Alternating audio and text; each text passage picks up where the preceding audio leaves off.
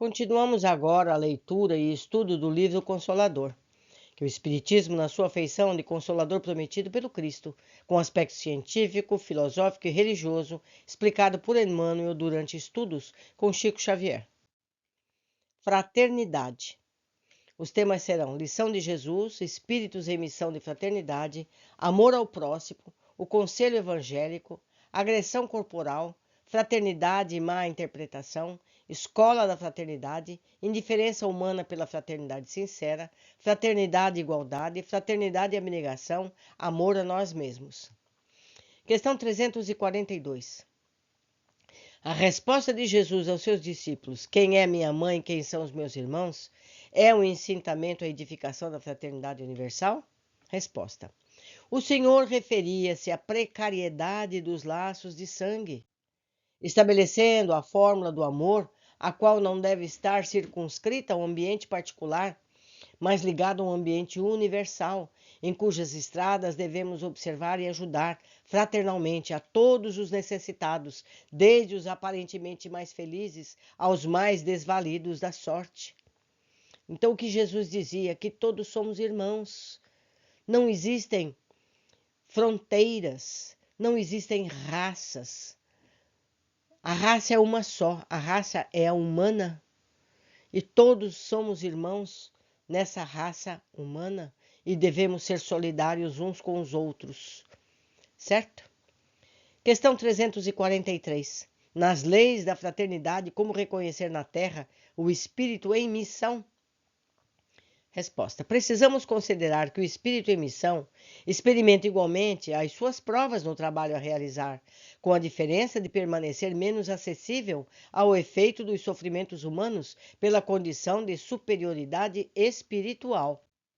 Podeis, todavia, identificar a missão da alma pelos atos e palavras, na exemplificação e no ensino da tarefa que foi chamada a cumprir, porque um emissário de amor deixa em todos os seus passos o luminoso selo do bem. Questão 344. O amar ao próximo deve ser levado até mesmo à sujeição às ousaldias e brutalidades das criaturas menos educadas na lição evangélica, sendo que o ofendido deve tolerá-lo humildemente sem o direito de esclarecê-las relativamente aos seus erros? Resposta. O amor ao próximo inclui o esclarecimento fraterno, a todo o tempo em que se faça útil e necessário. A sujeição passiva ao atrevimento ou à grosseria pode dilatar os processos da força e da agressividade. Mas ao receber as suas manifestações, saiba o crente pulverizá-las com o máximo de serenidade e bom senso, a fim de que sejam exterminadas em sua fonte de origem, sem possibilidade de renovação. Esclarecer é também amar. Toda a questão reside em bem sabermos explicar, sem expressões de personalismo prejudicial, ainda que com a maior contribuição de energia, para com o erro ou o desvio do bem não prevaleça. Quanto aos processos de esclarecimentos, devem eles dispensar, em qualquer tempo e situação, concurso da força física, sendo justo que demonstrem as nuances de energia requeridas pelas circunstâncias, variando desse modo de conformidade com os acontecimentos e com fundamento invariável no bem geral. Então, essa pergunta e essa resposta precisam ser muito bem meditadas. Diz ele aqui que nós não deveremos aceitar o insulto simplesmente, somos bons, vamos aceitar. Não, porque esse atrevimento pode se perpetuar ofendendo outras pessoas. Então devemos sim corrigir o ofensor de modo a ele não repetir o erro. Como corrigir? Da melhor forma possível, evitando a violência física, evitando violência de qualquer natureza. Devemos usar o bem viver, a educação, para fazer essa corrigenda, certo? Questão 345. O preceito evangélico, se alguém te bater numa face, apresenta-lhe a outra, deve ser observado pelo cristão, mesmo quando seja vítima de agressão corporal não provocada? Resposta. O ser humano terrestre, com as suas taras seculares, tem inventado numerosos recursos humanos para justificar a chamada legítima defesa. Mas a realidade é que toda a defesa da criatura está em Deus. Somos de parecer que, agindo o ser humano com a chave da fraternidade cristã, pode-se extinguir o fermento da agressão com a luz do bem e da serenidade moral. Acreditando, contudo, no fracasso de todas as tentativas pacifistas, o cristão sincero, na sua feição individual, nunca deverá cair ao nível do agressor, sabendo estabelecer em todas as circunstâncias a diferença entre os seus valores morais e os instintos animalizados da violência física.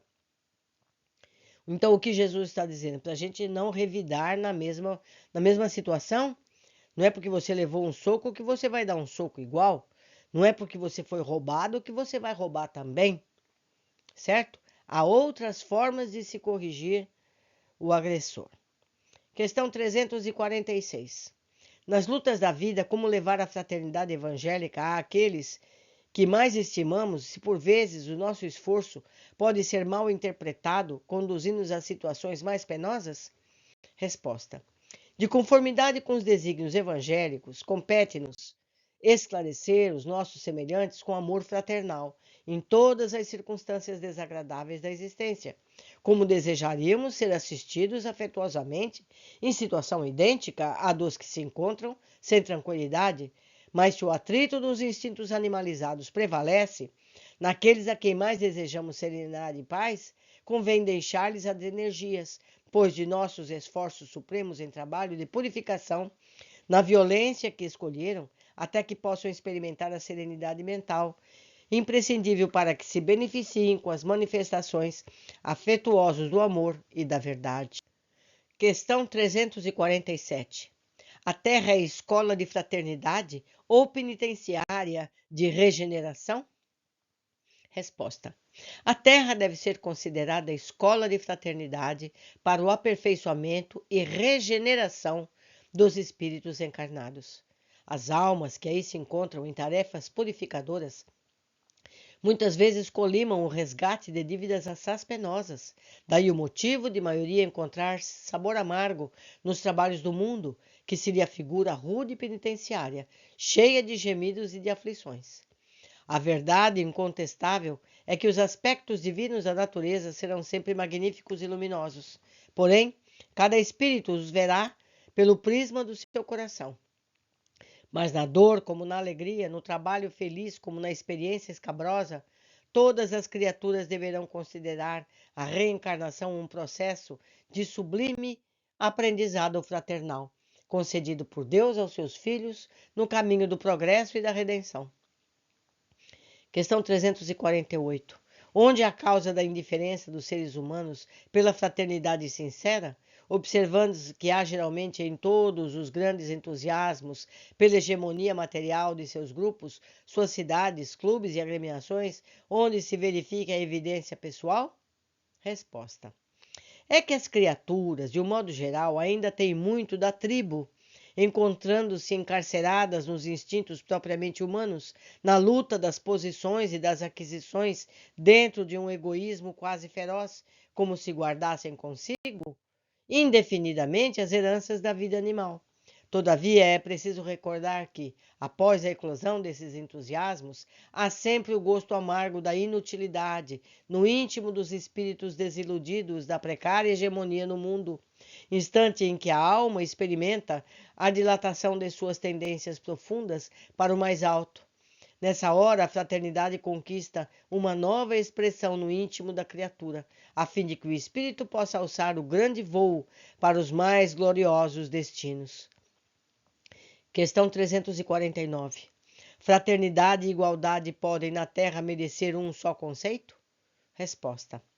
Já observamos que o conceito igualitário absoluto é impossível no mundo, dada a heterogeneidade das tendências, sentimentos e posições evolutivas no círculo da individualidade. A fraternidade, porém, é a lei de assistência mútua, da solidariedade comum, sem a qual todo o progresso no planeta seria praticamente impossível. Questão 350. Pode a fraternidade manifestar-se sem a abnegação? Resposta: fraternidade pode traduzir-se por cooperação sincera e legítima em todos os trabalhos da vida, e em toda cooperação verdadeira, o personalismo não pode subsistir, salientando-se que quem coopera cede sempre alguma coisa de si mesmo, dando o testemunho de abnegação, sem a qual a fraternidade não se manifestaria no mundo de modo algum. Questão 341. Como entender o amor a nós mesmos, segundo a fórmula do Evangelho? O amor a nós mesmos deve ser interpretado como a necessidade de oração e vigilância que todos os seres humanos são obrigados a observar. Amar a nós mesmos não será vulgarização de uma nova teoria de autoadoração para nós outros. A egolatria já teve o seu fim, porque o nosso problema é de iluminação íntima na marcha para Deus. Esse amor, portanto, deve traduzir-se em esforço próprio, em autoeducação, observação do dever, em obediência às leis de realização, de trabalho, perseverança e na fé, em desejo sincero de aprender com um único mestre, que é Jesus, o Cristo. Quem se ilumina cumpre a missão da luz sobre a terra, e a luz não necessita de outros processos para revelar a verdade, senão o de irradiar espontaneamente o tesouro em si mesma. Necessitamos encarar essa nova fórmula de amor a nós mesmos, conscientes de que todo o bem conseguido por nós, em proveito do próximo, não é senão o bem da nossa própria alma, em virtude na realidade uma só lei, que é a lei do amor, um só dispensador dos bens, que é Deus. Então, meus amigos, é o que nós estamos fazendo ao estudar. Quando nós estudamos, nós ficamos mais ricos, ricos em saber, ricos em alegria, ricos em conhecimento para encarar os problemas da vida. Isso é amar a nós mesmos, porque nós estaremos mais fortes. E estando mais fortes, poderemos ajudar aos outros, não é verdade? Por hoje ficamos por aqui. Aguardo todos vocês no capítulo seguinte. Abraços!